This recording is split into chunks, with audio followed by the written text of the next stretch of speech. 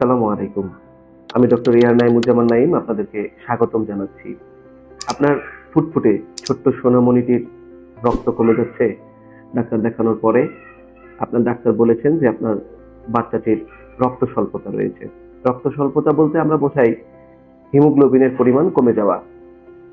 সাধারণত ৬ মাস থেকে ২ বছরের বাচ্চাদের রক্তের যে হিমোগ্লোবিন সেখানে আয়রনের প্রচুর চাহিদা থাকে, কারণ তাদের শরীর থাকে বাড়ন্ত। সেটার সাথে খাপ খাইয়ে নিতে না পারলে দেখা যায় রক্ত স্বল্পতা বিভিন্ন কারণে হতে পারে। আমাদের দেশের প্রেক্ষাপটে অন্যতম একটা কারণ হচ্ছে কৃমি, যেটা মূলত ফলমূল না ধুয়ে খাবার খাওয়া, খালি পায়ে হাঁটা, বিভিন্ন কারণে কৃমির সংক্রমণ দেখা দিতে পারে।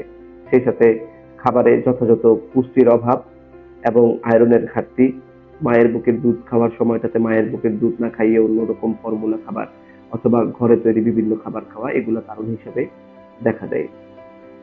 এগুলো থেকে পরিত্রাণ পেতে আপনাকে অবশ্যই বাচ্চার দৈনন্দিন খাবারের চাহিদা এবং তার হাঁটা চলা জীবনযাপনের প্রতি খেয়াল রাখতে হবে। যেমন জুতা ছাড়া বাইরে খালি পায়ে হাঁটতে দেওয়া যাবে না।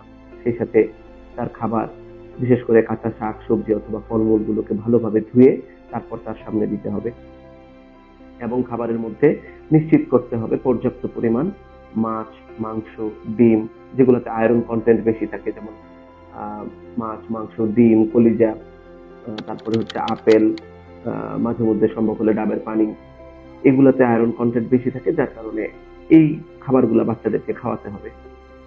এবং তারপরেও যদি বাচ্চার হিমোগ্লোবিনের মাত্রা কোনোভাবেই 10-এর নিচে কমে যায়, তাহলে অবশ্যই তাকে ডাক্তারের পরামর্শ অনুযায়ী ঔষধ খাওয়াতে হবে। ভালো থাকুন, সেবা নিন, সুস্থ থাকুন। আসসালামু আলাইকুম।